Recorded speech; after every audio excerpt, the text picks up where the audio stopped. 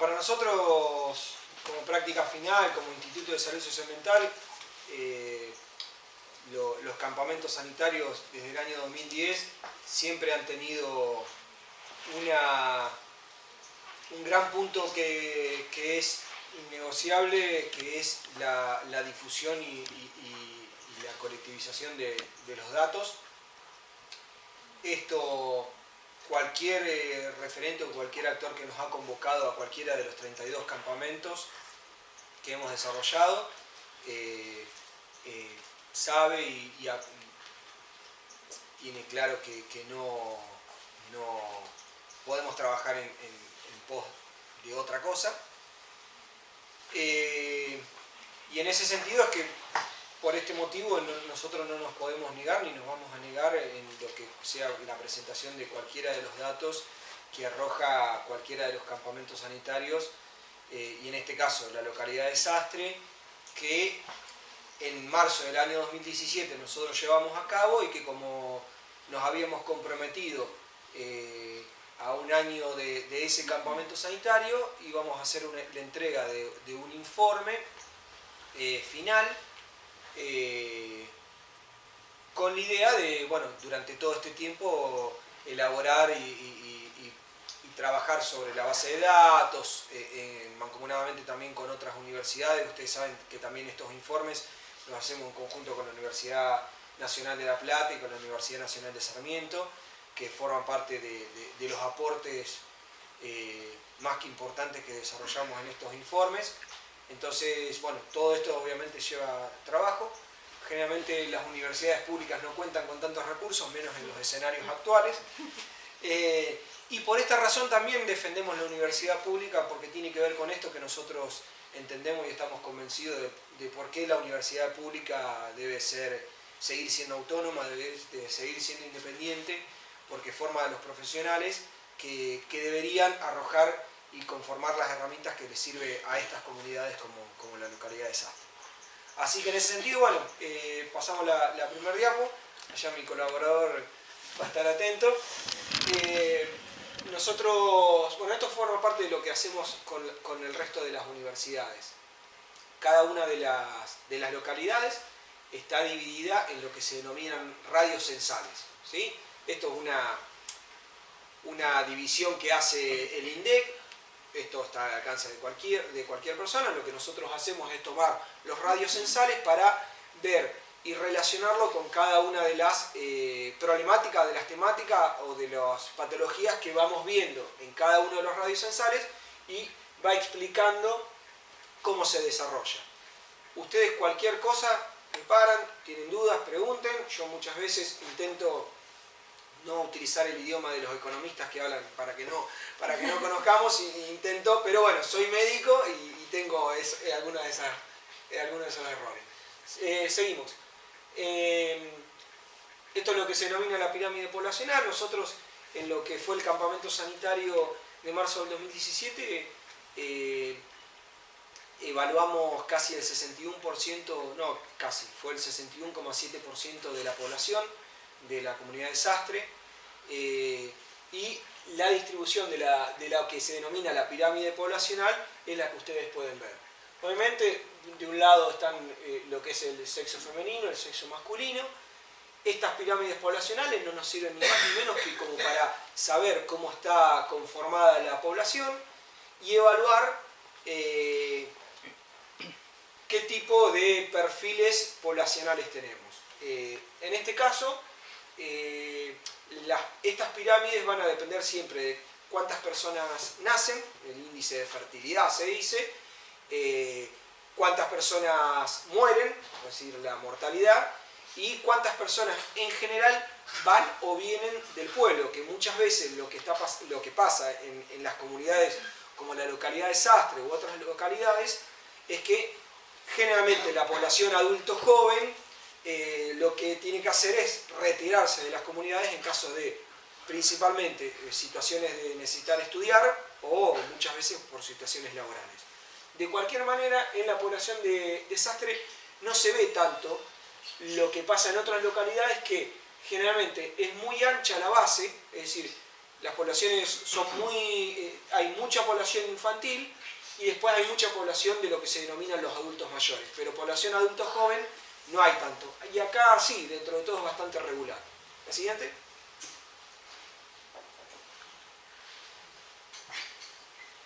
Bueno, cuando en el módulo de atención de salud nosotros hacemos una pregunta que tiene que ver, en principio, dónde se atiende, ¿sí? Es importante para esto saber que casi el 70% de la población tenía una obra social o lo que era una prepaga, por lo que se entiende que podría atenderse en un circuito de sistema de atención privado, y sin embargo el 70% el 60% no se atendía dentro de lo privado. Entonces, algunas partes se atendían fuera de la localidad, muy pocos, generalmente eran primera opción San Jorge y segunda opción Rosario. ¿A qué se atribuía? Si pasamos a la siguiente diapo, esto es por lo que se retiraban a otra localidad, generalmente porque es lo que pasa en todas las localidades, no hay especialistas o especialidades o subespecialidades por situaciones de evaluaciones en otro nivel de complejidad, generalmente tiene que ver con recursos tecnológicos, este tipo de cosas. La cuestión de la atención o la falta de médicos, ya en otro nivel, y porque la obra social o la prepaga, generalmente la gente relaciona obra social y prepaga como más o menos lo mismo, pero generalmente las prepagas proponen un escenario de atención que tiene que ver con algo mucho más específico, mucho menos opcional, a eso es a lo que nos referimos. La siguiente. Bueno, cabe aclarar que el centro de salud local, el SAMCO local, nosotros a las personas que se atienden en el efector público se le hace una siguiente pregunta que tiene que ver con la puntuación en relación a la calificación de ese centro de salud.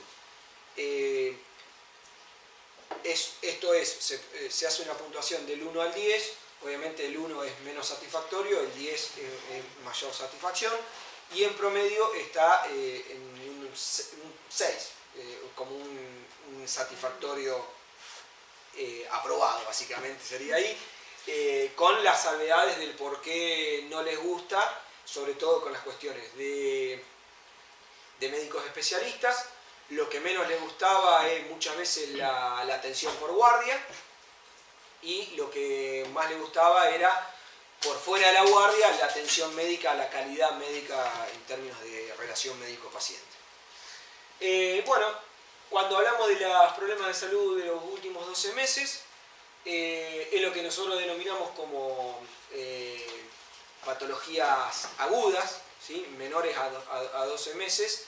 Esto puede ser muchas veces patologías que son realmente agudas o son patologías de diagnóstico reciente. Supongamos la hipertensión, que aquí aparece en este lugar, no es una patología aguda, pero si se diagnosticó hace poquito, aparece dentro de este gráfico. Así que bueno, esto en general se relaciona mucho con las otras localidades, aparece la faringitis, patologías digestivas ligadas a patologías sobre todo de origen infeccioso viral, las enfermedades respiratorias, lo que son las rinitis, y allá aparece hipertensión, y bronquitis y crisis asmáticas. Eso como patologías agudas, ¿sí? Es evaluar los radios sensales de los que hablaba inicialmente y ver cómo se distribuyen las patologías respiratorias por cada radio sensal. Entonces uno puede tener noción de a dónde aparece con mayor o menor densidad poblacional determinada patología. ¿Se entiende? Bien. Siguiente. Bueno, esto es mayor a 12 meses, lo que se denominan las patologías crónicas, ¿sí? Que en primer lugar, como creo que todos los lugares, se encuentra la hipertensión arterial. Sí aparece una patología como hipotiroidismo, que no es una patología que se relacione con los datos oficiales o formales, no solamente ni de Sastre ni de la provincia, sino a nivel nacional y mundial. No es una patología que se reconoce o se tienen datos, porque sí, la hipertensión y la diabetes, que aparecen en tercer lugar, no insulino dependiente, que es una patología que viene creciendo mucho y que de hecho están considerados en conjunto con la hipertensión como una epidemia mundial, y que es parte de las patologías con las que mayores recursos en términos de programas y económicos hay para poder trabajar en lo que se denominan las enfermedades crónicas no transmisibles, porque van creciendo. Acá Sastre no es la excepción, y en el caso del hipotiroidismo no aparece ningún tipo de registro en lo que se denomina la vigilancia epidemiológica de los circuitos por parte del Estado. Bueno, ya en otros lugares aparecen otros trastornos del metabolismo, que generalmente tienen que ver con las cuestiones más de dislipemia, de lo que se denomina el colesterol alto, la hipergliceridemia. Esas son enfermedades metabólicas. Y ya aparece asma, artrosis, trastornos depresivos, que eso sí no aparece, no se repite en todas las, o en la mayoría de las localidades. Sí aparece aquí como trastornos depresivos. Cada uno de los, no sé si alcanzan a ver, entre paréntesis aparece una letra y un número. Esto es un nomenclador que se denomina CIE-10, que forma parte de un nomenclador internacional que se utilizan en los datos de este tipo para poder estar hablando el mismo idioma en cualquier parte del país, en cualquier parte del mundo, ¿sí? Siguiente. Bien. Esto generalmente nosotros lo ponemos, los medicamentos que usan, los fármacos que usan los habitantes, porque muchas veces tiene que ver con la relación, primero para evaluar si condice o no condice con los datos que tienen que ver con las patologías crónicas. Y en segundo punto, muchas veces lo que toma jerarquía es que muchas personas, cuando dicen no padezco ninguna enfermedad de los últimos 12 meses, después aparecen diciendo, bueno, tomo tal medicación. Generalmente tiene que ver con la hipertensión o con la diabetes o con el hipotiroidismo que veíamos, que no son percibidas como una patología o como una enfermedad, como una patología crónica, y que cuando uno va a hacer el reconocimiento de los fármacos, identifica que sí tiene que ver con una patología, y esto tiene que ver con la percepción de la gente. Y por eso estos datos para nosotros son interesantes, porque indudablemente a la hora de no identificarlo como un problema o como una alteración, es muy difícil poder llevar a cabo una práctica que aporte en pos de la resolución de ese tema. Entonces, el no tener percepción de que es un problema es un inconveniente importante a la hora de algunas acciones terapéuticas.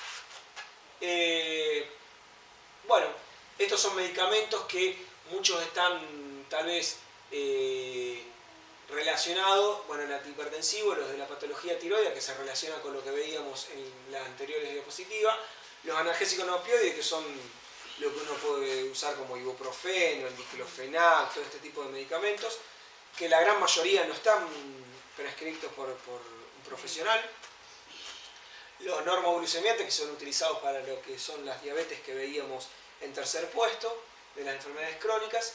Los beta bloqueantes, que además de ser utilizados también para como antihipertensivo y que podrían estar en la primera columna, son también utilizados para patologías de la frecuencia cardíaca, como arritmias cardíacas y todo esto. Bueno, aparecen los normolipidiantes, que eran lo de las enfermedades metabólicas que le hablaba, para el colesterol y demás, reguladores del pH gástrico, generalmente para lo que es la gastritis, y lo que son las terapéuticas del asma, que veíamos que formaba parte de una de las crisis asmáticas como una de las patologías a resaltar en las patologías agudas y crónicas también. ¿Siguiente? Bueno, aquí lo mismo, hablamos de la distribución de las enfermedades cardiovasculares, y también podemos evaluar cómo es la densidad poblacional en relación a estas patologías.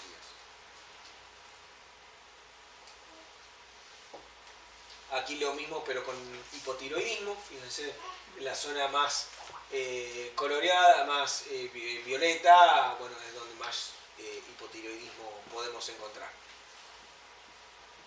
Lo mismo con las enfermedades endocrinas, que tiene que ver con, o con la misma diabetes, o con patologías como las que habíamos dicho del hipercolesterolemia o la hipergliceridemia. Las enfermedades respiratorias, crónicas, no agudas. Y entonces lo que nosotros hacemos es el gráfico de la tasa de tumores malignos por determinado periodo de tiempo. Entonces, lo que hacemos es evaluar el periodo 2003-2007, tanto en hombres como en mujeres. El hombre, bueno, es la línea azul y la roja en las mujeres. Y bueno, vemos cómo en el 2008-2012 aparecen con una relativa relación en términos de valores, pero en el caso de los hombres baja un poco en el último periodo 2013-2017 y como en las mujeres aumenta. En el caso de las mujeres, a ver si no me acuerdo si en la siguiente diapositiva... Los valores, perdón, ¿no? Los valores que están en el costado que están medidos. ¿Volver a la otra? No, en cantidad de habitantes cada 100.000. Esto en el caso de las muertes, ¿sí? En el caso de las mujeres. Bueno, también se divide periodos y demás. Lo mismo en el caso de los hombres, ¿sí?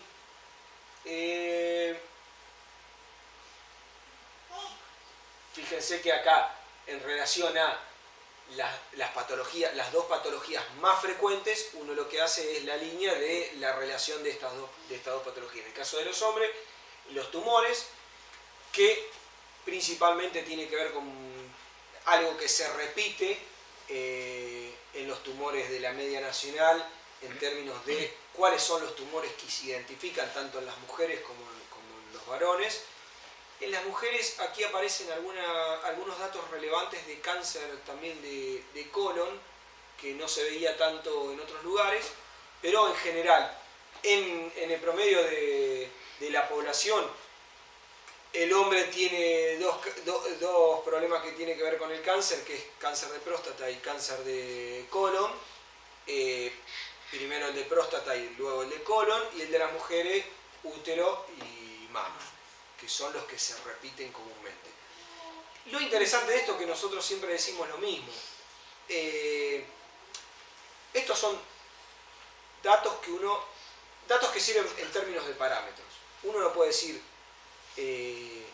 ni que son buenos ni que son malos. Obviamente siempre sería mejor que no exista un solo cáncer, está claro. Ahora, si uno entiende el proceso y determinados factores, determinadas condiciones que se reúnen para poder llevar a cabo esto, bueno, sabemos que en el escenario de la realidad y de la actualidad uno va a tener determinada patología o determinada cantidad de parámetros que lo que tiene que hacer es trabajar sobre ellos. En este caso, el cáncer que nosotros vemos tanto en las mujeres como en los hombres,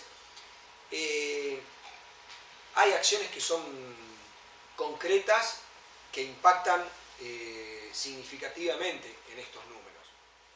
Digo, en la mujer, un examen, en el caso del hombre, un cáncer de próstata y un cáncer de colon, hay dos formas de evaluación muy sencillas que impactan en los dos tipos de cáncer más importantes. Entonces, aquí quizás podríamos trabajar mucho más en eso. Quizás en otro tipo de cáncer no, o en otras patologías no. Pero en estos dos casos es el vaso medio lleno que podemos ver de esta situación.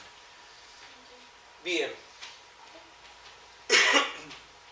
Hacemos esta evaluación también en términos de los embarazos en los últimos 15 años.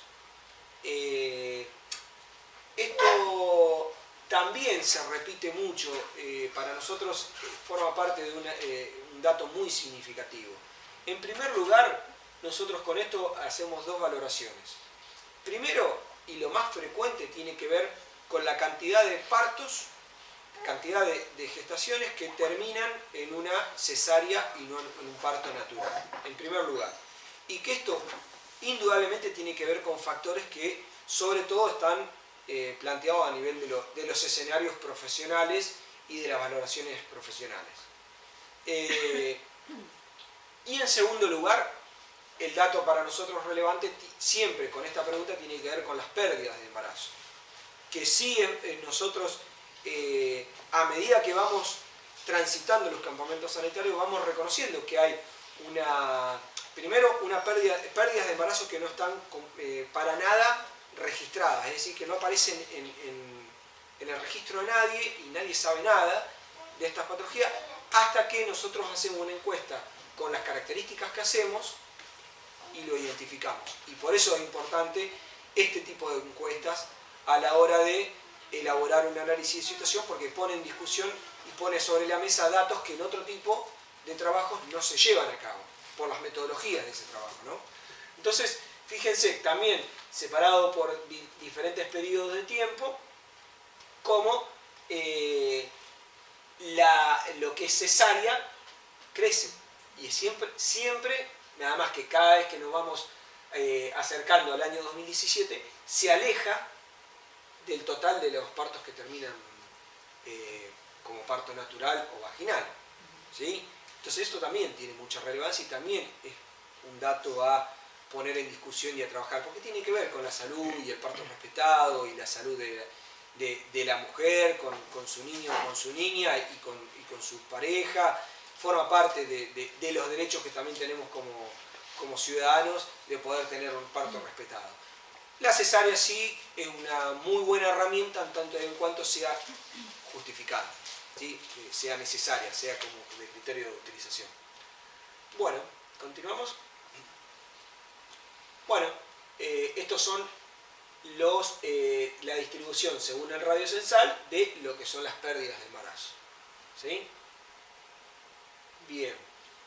Esto es la tasa de nacimiento, también por diferentes periodos, en relación a la cantidad de nacidos vivos, con las niñas con bajo peso, los niños con bajo peso y la valoración de la tasa en general de bajo peso.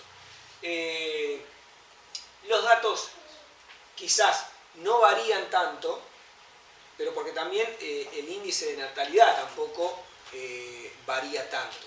Es decir, quizás, fíjense que del año 2003 al 2007 y 2008-2012 hay un número de 27 de diferencia. Son 27 nacidos vivos. En una población como la de Sastre, no es poco tampoco. Digo, por eso digo esto, lo de la utilidad de los datos, la utilidad de los números. Los números hablan, ¿sí? Los números son indicadores, los números son conformados por mucha cantidad de datos que nosotros podemos leerlo rápidamente como un número o podemos hacer un análisis de cada uno de estos números que implica una cantidad de factores. Bueno, y lo que es pretérmino, también podemos hacer la misma separación en periodos y según sexo y la tasa. Esto no hace mucho, fíjense que desde el año 98 nosotros hacemos hincapié en esto porque no hace tanto tiempo antes que se hacen tantos registros y se valoriza tanto el tema del bajo peso o los embarazos pretérminos, ¿sí?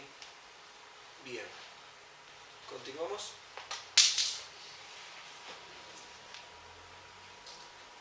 Bueno, después de lo que hacemos en el relevamiento, que hacemos el casa por casa, saben que después, creo que el día miércoles lo hicimos aquí en Sastre, vamos a las escuelas y hacemos una evaluación a los niños en edad escolar, en donde pesamos, medimos, bueno, auscultamos, evaluamos agudeza visual, la marcha, bueno, un examen físico general que nos permite tener algún pantallazo y poder detectar primero la valoración colectiva en términos del perfil nutricional de estos niños y niñas y segundo, poder detectar algunas cuestiones que sean de necesidad más de resolución inmediata que se le hace el informe, que no está el informe aquí, pues se hace informe inmediato, supongamos, detectamos una faringoamigdalitis que entendemos que tal vez debería necesitar antibiótico, entonces lo que hacemos es hacer el informe inmediato a las autoridades escolares y ellos lo articulan, ¿no?, con los padres, y en todo caso llevan a su pediatra, que es el que lo ve durante todo el año. Nosotros aquí no veníamos ni a medicar ni a hacer absolutamente nada que suplante el trabajo que se desarrolla durante todo el año en términos del sistema de salud. Entonces, bueno, aquí lo que hacemos es evaluar el índice de masa corporal. Esto también es algo que se está viendo mucho, lo que se denomina la campana hacia la derecha, ¿sí?, el aumento del peso, el aumento del sobrepeso de los niños y niñas, que se está cada vez viendo más y que sin duda alguna condice y se relaciona con lo que veíamos como con las patologías que anteriormente describíamos como las patologías crónicas no transmisibles, diabetes e hipertensión, no tanto el hipotiroidismo, pero sí con la diabetes y la hipertensión. Esto tiene un vínculo muy cercano, una relación muy estrecha, ¿sí? Siguiente. ¿Estamos hasta ahí? Sí. ¿Quieren preguntar algo? No hay ningún problema. Yo voy pasando nomás. Bueno, la separación por edad y sexo, ¿sí? Arriba los varones, abajo las mujeres, y en relación a la edad. Aparece una obesidad grave un poco más importante que en otros lugares, ¿sí? También digo, pensando en esto de las relaciones. Nosotros en todos los campamentos sanitarios vimos que la campana que les mostrábamos anteriormente se perfilaba hacia la derecha, salvo en una localidad que, si mal no recuerdo, fue El Hortondo, que lo que pudimos identificar como un factor diferente al que venían trabajando las otras comunidades tenía que ver con los kioscos saludables en las escuelas.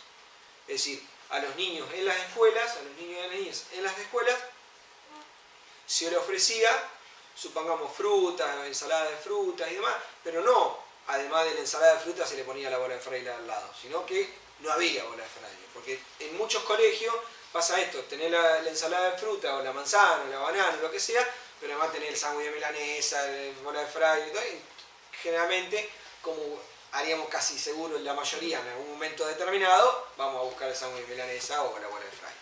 Entonces eso también repercutía. Bien, esto en distribución de la talla, no hay nada relevante en este sentido. Y eso es un poco lo que nosotros venimos a presentar con la idea también de el informe mucho más amplio, que tiene que ver que nosotros lo que hacemos es poner datos y describir un poco más. Todos los datos que recogimos en las encuestas los vamos explayando en el informe que dejamos a las autoridades de la municipalidad, y que en el transcurso de hoy mismo, si es que ya no está, también queda a disposición de medio caso, para que esto actúe como disparador y lejos de aburrir pueda ser un intercambio nutritivo y que podamos aportar a futuro para llevar a cabo diferentes tipos de políticas entre todos, porque indudablemente para nosotros la salud, así como no es la ausencia de la enfermedad, también la salud la construimos entre todos desde el lugar donde estemos. Así que en ese sentido, obviamente esta última diapo no es casualidad en este contexto, para nosotros es importante porque tiene que ver con la razón de ser de la universidad pública. Para nosotros, hacía mucho tiempo siempre se decía que la razón de ser de la universidad eran los estudiantes, y hoy nosotros nos queda claro que la razón de ser de la universidad forma parte del pueblo. Así que en ese sentido es que intentamos aportar nuestro granito de arena. Quedo a su entera disposición para preguntas, para lo que necesiten. Yo quiero hacer una pregunta, dos. Una, por el tema del hipotiroidismo. ¿Hay algún factor factor que ustedes pudieran identificar porque haya producido tanto hipotiroidismo, el aumento de esa patología en una población como la de Sastre?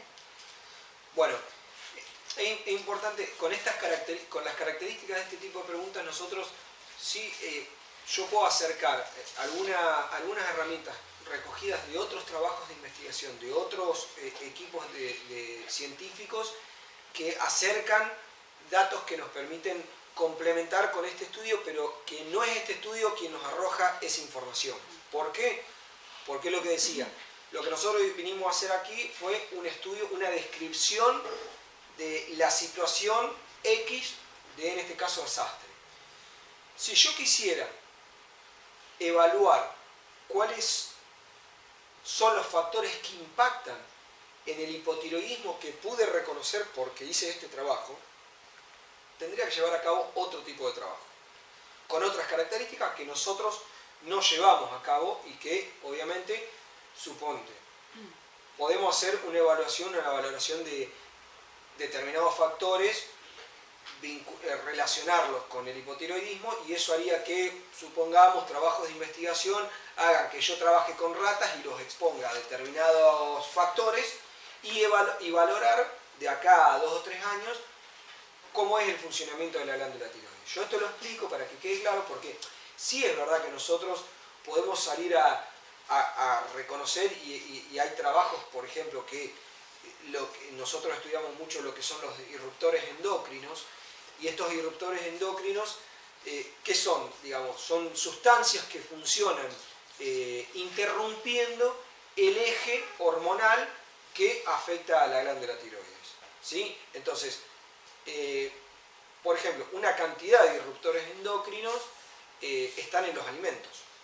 Por ejemplo, la lecitina de soja, que nosotros tenemos el 70% de nuestros alimentos, es un disruptor endocrino. No lo demostró el Instituto de Salud Sociomental o la Facultad de Ciencias Médicas de la Universidad Nacional de Rosario. Nosotros salimos a buscar otra bibliografía de otros trabajos de investigación que hicieron un análisis en este sentido, de los disruptores endocrinos y la lecitina de soja, cómo impactan el hipotiroidismo. A ver, si uno evalúa que tenés una cantidad de hipotiroidismo importante, que no aparece en ningún lado, y que a su vez la lecitina de soja no es tan vieja, incorporada a nuestro alimento, y bueno, uno va a ir ganando ciertos factores. Yo no puedo decir que esto se debe a esto. Ahora, en el análisis, indudablemente entra que lo que estamos comiendo, que es lecitina de soja y que no tiene que ver con una cuestión nutricional, está impactando en el hipotiroidismo que tiene que ver. ¿Qué puede ser el principal factor? No sé. ¿Sí? ¿Qué sé yo? La cuestión de lo que es la soja en sí misma, la lecitina de soja es un derivado, derivados de soja aparecen en mucha cantidad de alimentos.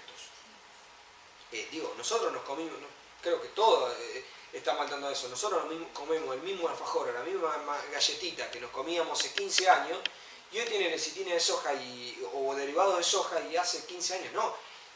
El gusto cambió y todo esto cambió, pero hay ingredientes que no forman parte con la nutrición, sino que tiene que ver con el abaratar costos por parte de las industrias o atajos que impactan en nuestra mesa todos los días.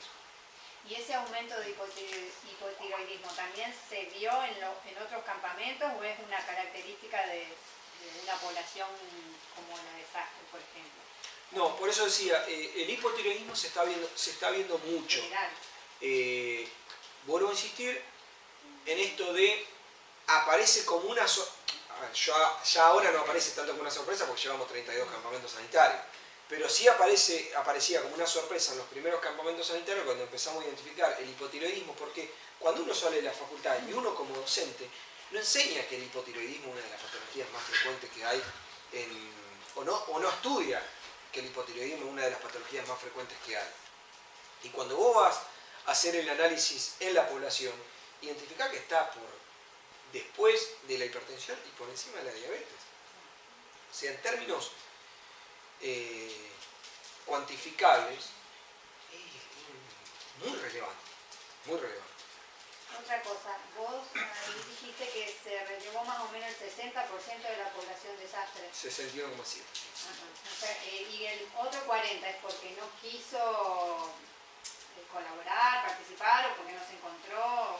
No, de la población que no quiso contestar, de la población que no se relevó, el 39,9%, hubo 200 casas, creo, fueron 200 casas que no quisieron contestar, que no quisieron participar, y después las otras no se encontraron en las 4 pasadas que generalmente hacemos por cada uno de los domicilios, porque cada encuestador, que no deja de ser ni más ni menos que prácticamente un médico o una médica, porque ustedes saben que esto forma parte de la instancia final de una evaluación final y que si aprueban el campamento se recibieron de médicos y médicas, por lo que aclaro esto porque todo este trabajo es incomparable con otro tipo de trabajo porque no hay nadie que sabe hacer un relevamiento con las características que nosotros hacemos y que los encuestadores se preparen durante 6 años para esto. Porque lo que hacemos es eso, claramente el estudiante de medicina no estudia medicina para venir a hacer la encuesta Sastre, sino se va formando en términos de herramientas académicas, pero que esa encuesta la puede llevar a cabo ese estudiante de medicina. Si no, no lo puede hacer cualquier persona, porque indudablemente el trabajo implica una preparación. En ese sentido, es que nosotros decimos, bueno, se pasan 4 veces, generalmente pasás a la mañana, pasás a la tarde del mismo día, volvés a pasar a la mañana o a la tarde del día posterior, cuando no pasaste a la media hora o a los 45 minutos de nuevo. Es decir, los encuestadores pasan muchas veces por el domicilio por esto de que, bueno, muchas veces está trabajando, está en otra situación. A nosotros en marzo nos agarró relativamente en un mes que se puede pasar hasta altas horas. Generalmente cuando las personas terminan de trabajar su día laboral, son 8, 8 y media, 20, 30 horas y el encuestador puede seguir pasando porque da las características del día, ¿no? ¿Cuáles son las incidencias de cáncer en la población de Sastre? Bueno, la incidencia de cáncer, acá no estaba, pero lo que es la cantidad de habitantes, la tasa cada 100.000 habitantes es de 380 habitantes, 380 casos cada 100.000 habitantes. ¿Sobre una media nacional? Sobre una media nacional de lo que, según la publicación del Instituto de Cáncer Internacional, que depende de la Organización Mundial de la Salud, es de 280. O sea, estamos arriba de la media nacional. Sí, tanto en la tasa bruta como en la tasa ajustada, que esto significa, para no hablar en idioma de economistas, la tasa bruta lo que hacemos es poner la cantidad de casos sobre la población. La tasa ajustada se ajusta directamente según qué edad de la población. Podría decirse así. ¿Y la relación con la edad? No, generalmente tiene que ver más que nada con poblaciones ya del adulto mayor hacia arriba. ¿Sí? Sí, obviamente, si uno después desagrega determinadas patologías, si uno evalúa, por ejemplo, leucemias o linfomas, que son tipos de cáncer que generalmente son más frecuentes en poblaciones de entre 25 y 40 años. Entonces son patologías mucho más jerarquizadas en ese periodo etario. ¿Sí? En comparación con otras localidades que ustedes han desarrollado campamentos sanitarios, o como por ejemplo el que hizo en Montemaíz el doctor Medardo Ávila, ¿ustedes cómo evalúan la situación actual de Sastre? Bueno, ahí hay una, metodológicamente para mí es importante aclararlo porque hay una diferencia que es muy importante en términos metodológicos. Lo que hizo el señor Medardo Ávila tiene que ver con una evaluación en términos de muestreo, que es lo que frecuentemente se desarrollan de estudios con las características que se hace en los estudios en general en el país y en el mundo. Lo que nosotros hacemos es un estudio del 100% de la población.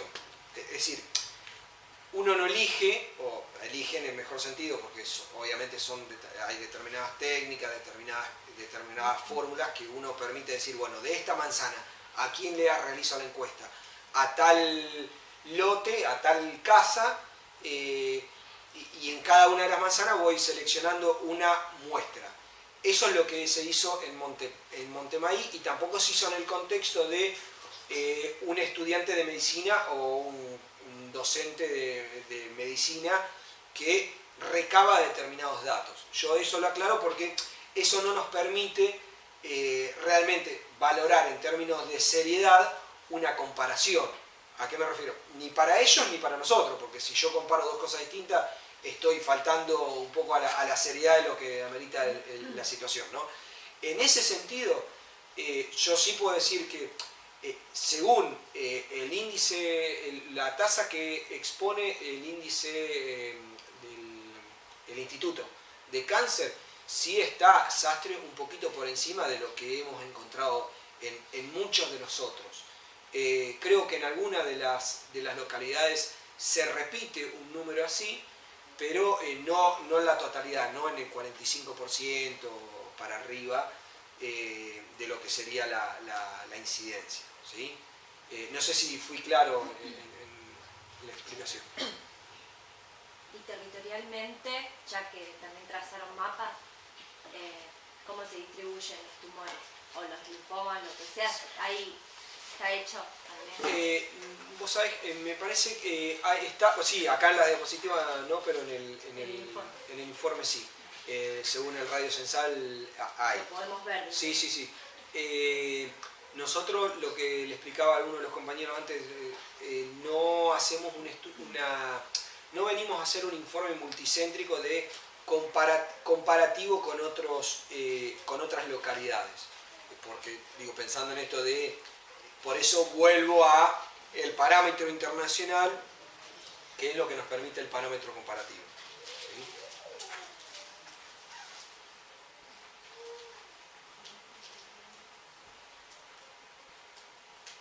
¿Sí? Una preguntita más.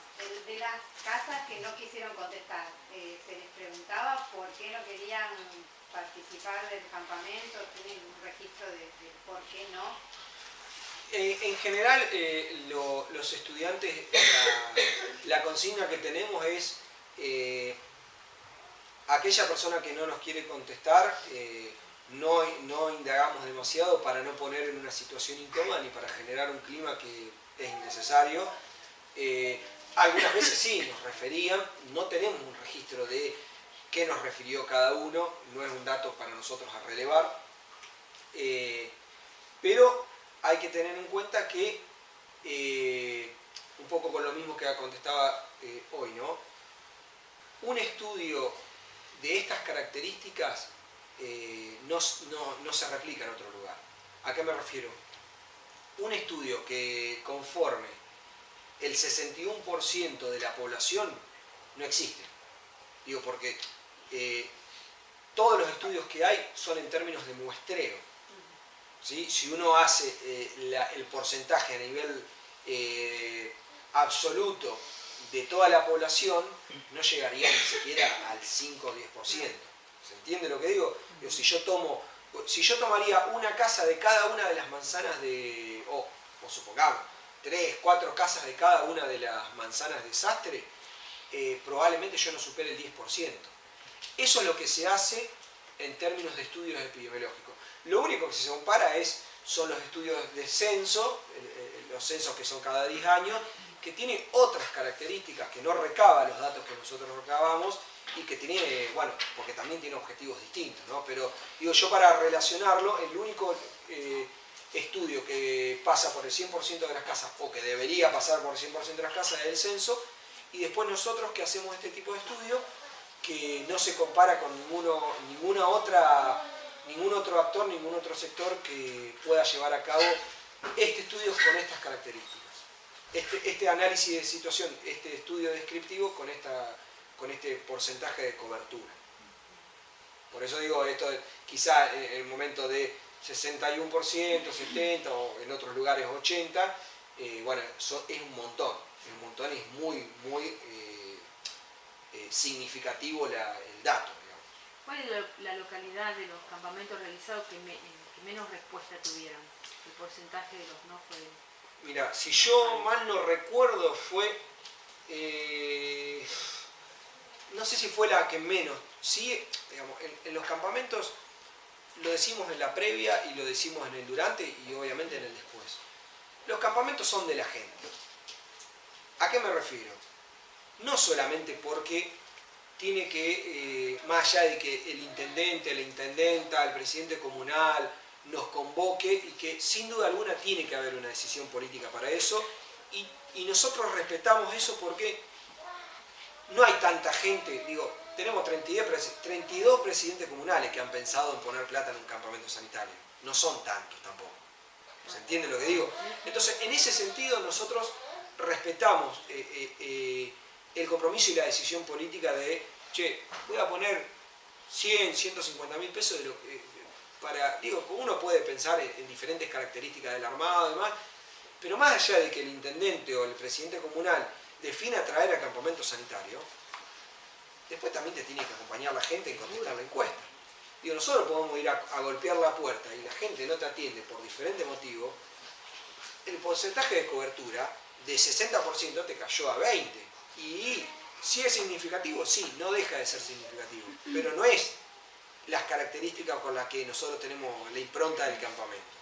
Entonces, en ese sentido, nos ha pasado muchas veces que nosotros tomamos la definición como equipo de la práctica final y como equipo del Instituto de Salud Mental, que en tanto y en cuanto estén dadas las condiciones, nunca íbamos a estar condicionados por qué color político nos convocara a llevar a cabo el campamento. ¿Por qué? Porque en realidad la razón de ser son ustedes, no es ni el intendente, ni el gobernador, ni nosotros. En ese sentido, muchas veces, como tenemos 4 fechas en el año de campamento sanitario, algunas veces esto se relacionaba con fechas electorales, que no depende de nosotros, porque esto es calendario académico.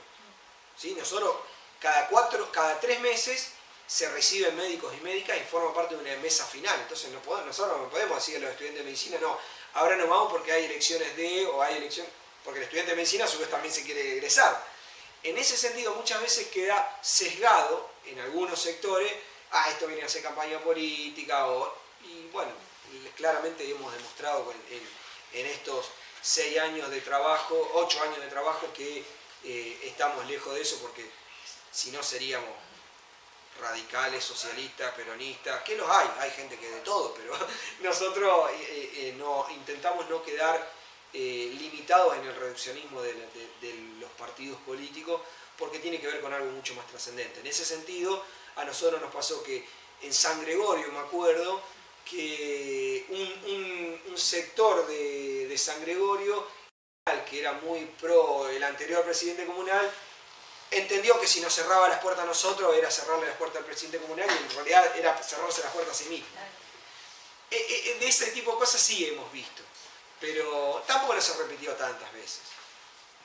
En el Hortondo quizás a nosotros, no, en el Hortondo no, bueno, no me sale el nombre ahora.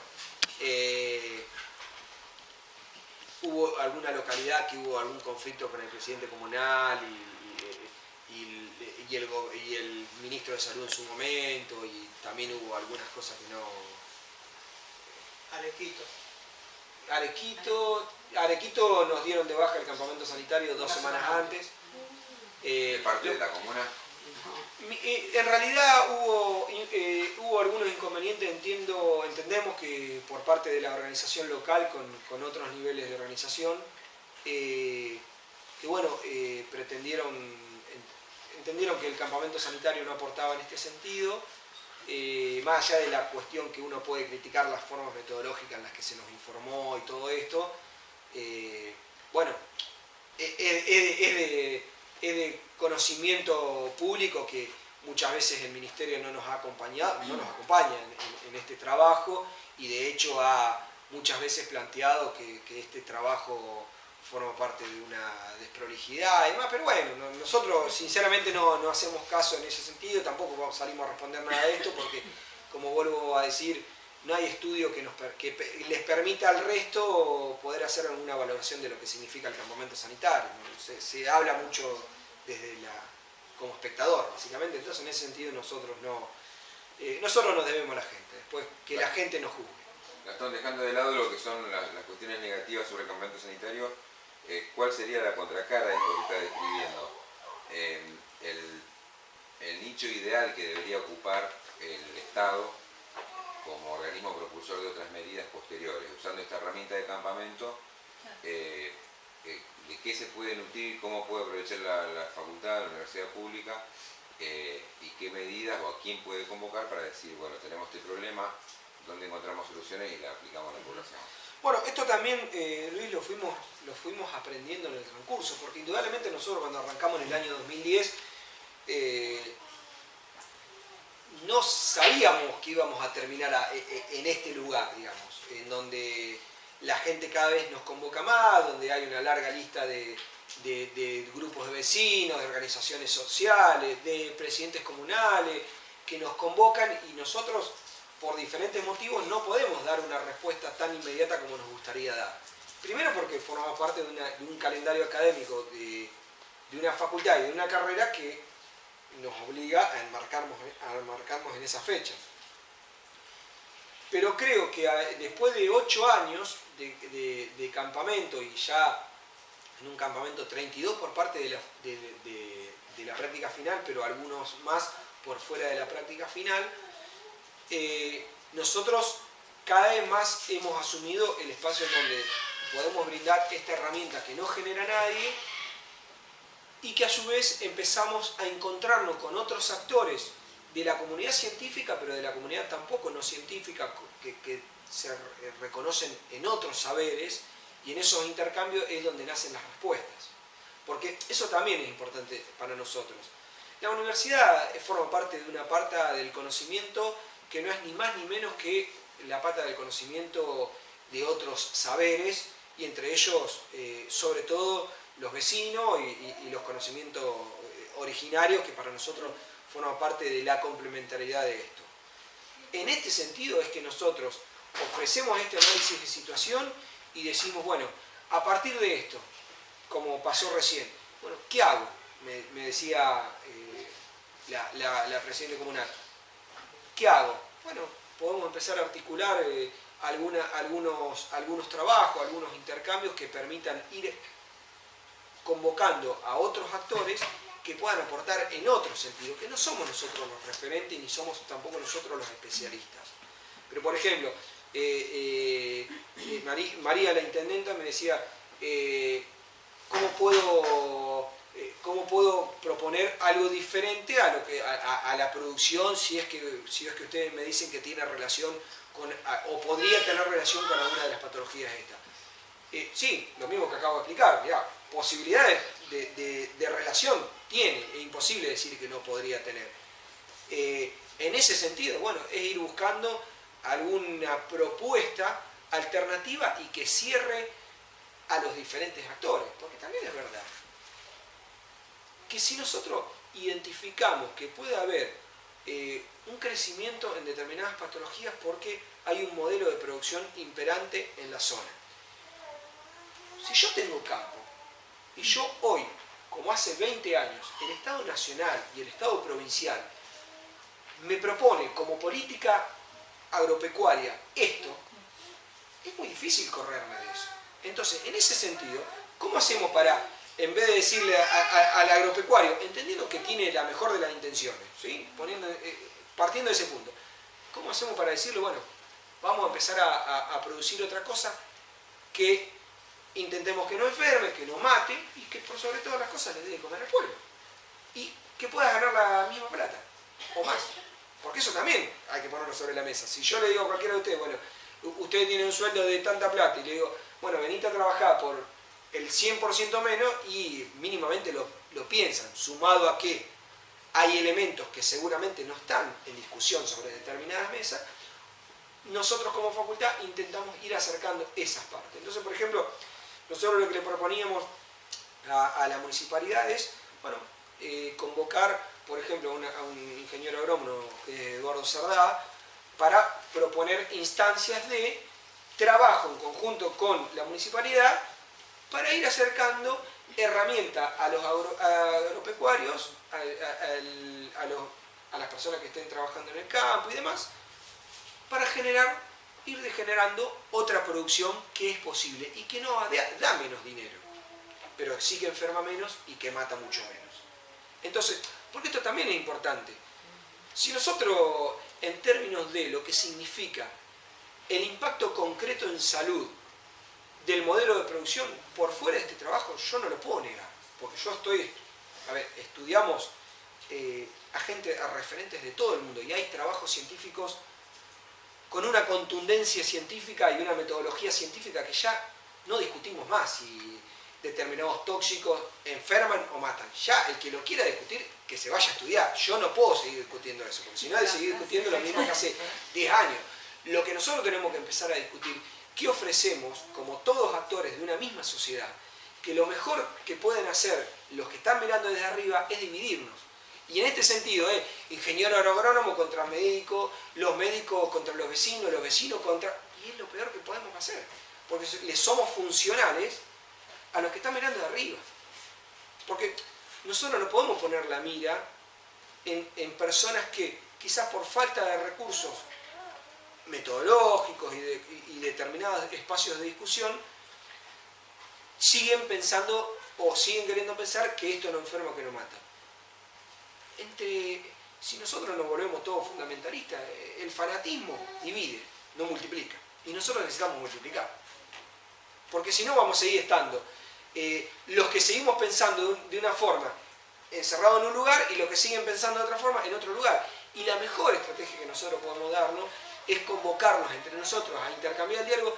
Y a mí no me interesa, ojalá que a mí me demostraran y que a nosotros, a todos, nos demostraran que lo que estamos diciendo es mentira. Ojalá me dijeran que el glifosato no impacta en la neurona, ojalá me dijeran que el glifosato no impacta en los riñones, no impacta en el hígado, no impacta en el desarrollo, no impacta en el embarazo, pero estarían maravillados.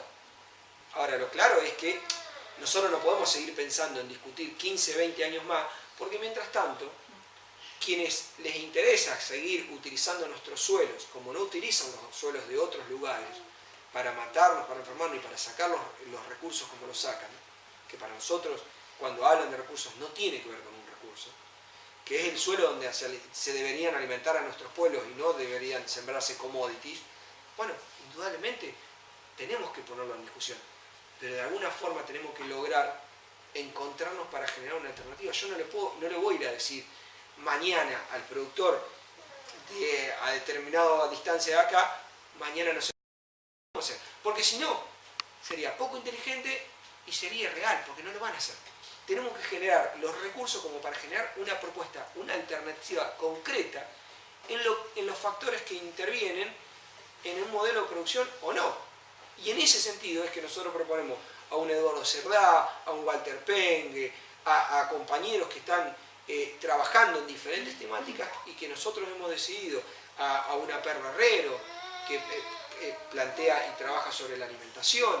Entonces, estas no son discusiones que pueden estar aisladas las unas de las otras. Tienen que ser discusiones que vayan complementando. Yo no puedo discutir la forma de alimentarnos sin discutir la forma de producir en el campo. O las formas de cómo son los circuitos de producción en cualquier sentido de nuestra cadena alimenticia. Porque tiene todo que ver con todo. Entonces, ¿qué mejor que sentarnos entre todas las partes y proponer cosas que puedan ser superadoras a la hora de solamente discutir entre nosotros mismos?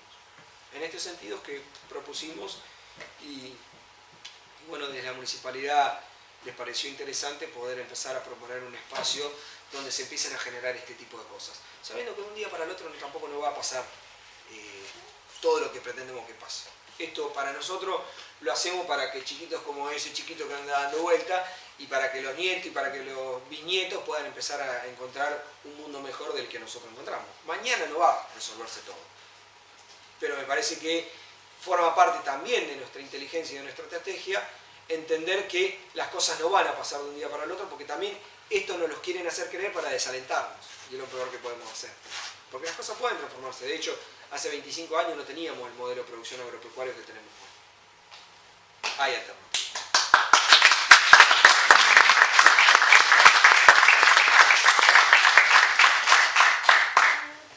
Chicos, chicas, no sé si hay alguna pregunta más.